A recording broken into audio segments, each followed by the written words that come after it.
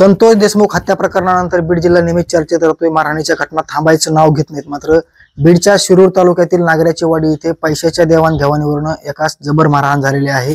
शिंदे नामक शिवाजी शिंदे त्यांचं नाव आहे. ही मारहाण कशामुळे झाली आणि काय झाली त्यांच्याकडून विचारून घेणार आहे. मात्र अद्यापपर्यंत गुन्हा दाखल झालेला नाही. ते माझ्यासोबत आहेत. काय सांगाल, तुम्हाला अमानुष मारहाण झालेली आहे, मारहाणीचं कारण नेमकं काय? माझ्याकडे त्यांचे पैसे होते, 40,000 रुपये माझ्याकडे बाकी होती. 30,000 रुपये मी फोन पे त्यांना टाकले. माझ्याकडे 11,000 रुपये आहेत तर आहेत. अख्ख्या कुणाला बी सांगू शकतो मी. माणसाचं सांगन, आज सांगन, उद्या सांगन. 30,000 टाकलेले माझ्याकडे हिस्ट्री सुद्धा आहे. त्यांनी मला काल सकाळी घरी येऊन उचललं आणि नागरेजवाडीच्या मंदिरासमोर हे जे लागले माझ्या डोळ्याला 6-7 टक्के आहेत. 6-7 टक्के आहेत. ते नीट बघा. मी सिव्हिलला रायमोच्या दवाखान्यात गेलो. माझ्याकडे पैसे सुद्धा नव्हते दवाखान्यात जायला. मी पैसे आता isakal.com आहे देशातील नंबर 1 ची मराठी न्यूज वेबसाईट. प्रत्येक अपडेटसाठी isakal.com ला नक्की भेट द्या. असताना मला दवाखान्यात ऍडमिट केलं आणि 6-7 टक्के त्यांनी काय हाणलं माहित नाही, पण 6-7 टक्के माझ्या डोक्याला लागलेत. इथून घरातून उचलून नेलं. माझे मिसेस होत्या, माझे वडील होते आणि मंदिरासमोर हाणलं. त्यावेळेस सुखदेव धनगुडे, जालिंदर नागरे हे मंदिरासमोर माझे वडील आले. त्यांनी मला सोडून आणलं आणि दवाखान्यात नेलं. माझ्या मुलांनी मला दवाखान्यात नेलं. काय मागणी काय तुमच्या? माझी मागणी, मला न्याय भेटला पाहिजे. ते आरोपी अटक झाले पाहिजे. 3 आरोपी होते. 3 आरोपी होते. ते 3 जण मोटरसायकल, 2 गाड्या वालते. ते 3 जण होते. 3 जण. पैसे टाकले, सगळ्या गोष्टी झाल्या, तरी तुम्हाला मारहाण करण्यात आली? हो. अजून पैसे त्यांनी ते म्हणले पैसे दिले नाहीत. म्हणलं पैसे माझ्याकडे हिस्ट्री आहे. परदिवशी सोमवारची, कालच्या सोमवारची माझ्याकडे हिस्ट्री आहे. बीड जिल्ह्यामध्ये सतत मारहाणीच्या घटना घडतात. तुम्हाला मारहाण झालेली आहे. आता तुमची विशेष मागणी काय असणार? या लोकांपासून तुम्हाला काही अडचण वगैरे आहे? हो. ह्या जो मला इथून पुढं मी कुठे गेलो तरी जर धोका झाला तर ह्याच लोकांपासून मला धोका होणार आहे.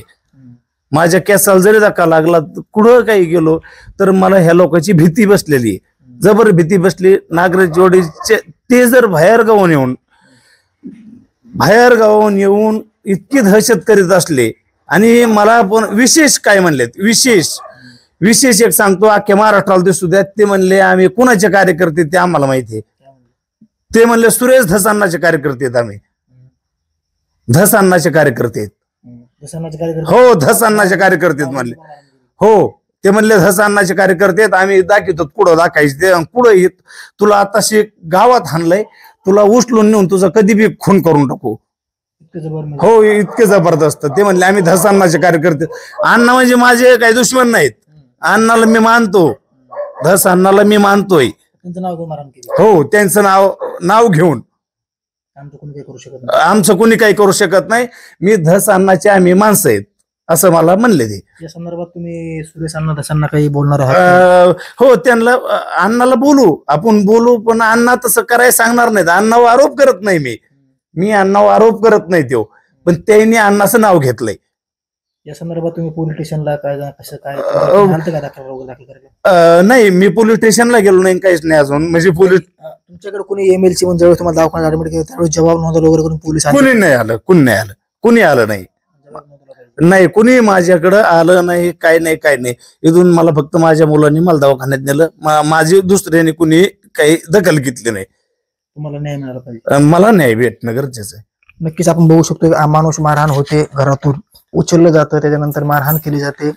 काय तर क्षुल्लक पैशाचा वाद आहे. 30,000 रुपये यांचं म्हणणं आहे, मी दिले आहेत. माझ्याकडे फोन पेची हिस्ट्री सुद्धा आहे. मात्र वास्तविक परिस्थिती पाहिलं गेली तर संतोष देशमुख हत्या प्रकरण, महादेव मुंडे हत्या प्रकरण आणि जिल्ह्यामध्ये दररोज घडणाऱ्या हाणामारीच्या घटना थांबायचं नाव घेत नाहीत किंवा त्या थांबल्या जात नाहीत. मात्र याच्यानंतर यांनी स्वतः सांगितलेलं आहे की मला अमानुष मारहाण झाले. त्यांच्या पत्नी माझ्यासोबत आहेत. तर काय सांगाल, काय घडलं होतं नेमकी? तुमच्या जे काही मिसेस आहेत त्यांना मारहाण झाली, काय सांगाल नेमकी? ते सकाळ आले काल आणि इथून घेऊन गेले, यांना वडीत नेलं आणि मारुतीच्या मंदिरामोर त्यांनी काय नाही हाणलं, त्यांनाच माहिती. काय मागणी तुमची? काय असणार? लोक कोण आहेत? काय कलटवाडीचे लोक आहेत ते. त्यांच्यासोबत कामाला देखील होता? हा, 2 वर्ष होत आम्ही त्यांच्यासोबत. किती पैसे राहिले काय माहिती तुम्हाला? काय 40,000 रुपये बाकी राहिली होती. त्यातून काल 30,000 रुपये दिले ते आम्ही सोमवारी. काय आता पुढची मागणी काय असणार आहे? घरातून नेलं तुमच्या मालकांना, काय नेमकं पुढची भूमिका असणार तुमच्या, काय झालं पाहिजे?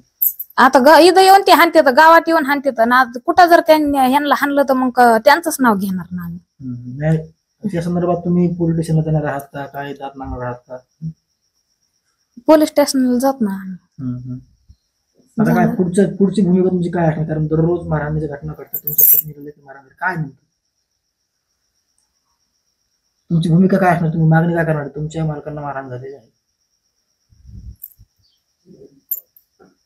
नक्कीच बघू शकतोय त्यांना बोलता येत नाही किंवा त्यांना आपला प्रश्न समजलेला नाही. काय सांगाल, तुमच्या मुलाला मारहाण झालेली आहे, काय कशा पद्धतीने मारहाण झालेली, कशामुळे झालेली मारहाण? तेच मंदिरापाशी मी इकडून घराकडून शेताकडे चाललो होतो, तर तिथं ते मंदिरापाशी होते, तिथं मंदिरापाशी ती येऊन त्यांची होतो, तर मी येऊस तर त्यांनी ते धरलं, हाणलं त्याला. हाणल्यावर मग आता आणलं घरी, मी आता आणलं त्याला इकडे घरी. हाणलं म्हणजे ते मला वाटतं गाडीचे हेल्मेट होतं, हेल्मेट, ते हेल्मेटनीच हाणलं त्याला. पण मी म्हणलं कशाला ही असली वाद, म्हणून म्हणलं घरी नको ही असली वाद, या बाबा इथं. हाणलं पण ती समोर सुखदेव धनगुडे मुकदम होतं, जालिंदर नागरे अशी आणि काही पोरं सुरू होते, पण ते बाकीचे समजा काही म्हणले शकले नाही, म्हणजे कोण आहेत काय मिळ, त्यांच्या अंगात ते सुटर फिटर असल्यामुळे लोक बाकीचे बी नाही आले, कोण गुंड आहेत का काय, असा प्रकार गावात येऊन मारहाण होते म्हणजे काय? गावात येऊन हाणायला नाही पाहिजे ना, हाणणं ही का तुम्हाला काहीतरी बरोबर वाटतंय का, सांगा तुम्हाला. पैसे पण दिले होते काय? पैसे 30,000 रुपये दिले म्हणतो ना तुम्हाला. मी त्याला विचारलं ना, ते म्हणतो मी 30,000 दिले, माझ्याकडे 40,000 बाकी हाही म्हणतो. मग 10 का 12,000 राहिलेत असं, म्हणजे त्यांचं मग त्याचं म्हणणं आहे, हे मला बी नाही ना माहिती. मी माझ्याकडे 12,000 बाकी राहिली, त्याला कुठं म्हणजे 30,000 दिलेत आणि माझ्याकडे आता 12,000 रुपये बाकी राहिले असत. ते 42 त्यांच्या मनाने 42,000 बाकी होते, तर 30,000 माझ्याकडे स्क्रीनशॉट आहे. मी सोमवारी त्यांना फोन पे पैसे टाकले, 30,000 माझ्याकडे राहिले असते, 12,000 रुपये त्यांच्या म्हणणे, त्यांच्या मते. तुमची मागणी, तुम्हाला मारहाण झाली तर मागणी काय तुमची? माझी मागणी, मला न्याय भेटला पाहिजे, मला न्याय भेटला पाहिजे. हे कुठंतरी आरोपी नागरेच वडीत येऊन माझ्या इथं आमच्या गावात येऊन मंदिरापुढं घरातून उचलून नेऊन माझ्या ते मंदिरासमोर त्यांनी जे काय हाणलंय ते माहित नाही. हे कागद आहे, हे बघा, हे मीडियाला जर दाखवता आला तर बघा कसं किती टाके आहेत, काय. बरं, आता काय तुम्ही या संदर्भात पोलीस स्टेशनला कधी जाणार आहेत? आता आम्ही चाललो पोलीस स्टेशनला चाललो. नक्कीच बीडमध्ये गुन्हेगारीच्या घटना थांबायचं नाव घेत नाहीत. हे शिवाजी शिंदे आहेत, त्यांच्या पत्नी आहेत, हे त्यांचे वडील आहेत, संपूर्ण हे त्यांचं घर आहे. ह्या रात्या घरातून त्यांना उचलून नेलं, नामानुष मारहाण झाली, गावामध्ये मारहाण झाली. काय तर 42,000 रुपये आले होते, त्यापैकी 30,000 रुपये त्यांनी दिले होते. 12,000 यांचं काय बोलणं झालं होतं त्यांनाच माहित आहे. मात्र त्यांचं म्हणणं आम्ही ते पण पैसे द्यायला तयार आहोत. मात्र अशी अमानुषपणे मारहाण करणं कितपत योग्य आहे? पैशाचा व्यवहार आहे, पैशाचे व्यवहार त्यांनी डीपीला पाहिजे देखील बरोबर आहे. मात्र त्यांचं म्हणणं आहे मी 30,000 रुपये फोन पे टाकलेले आहेत, उर्वरित पैसे मी टाकणार होतो.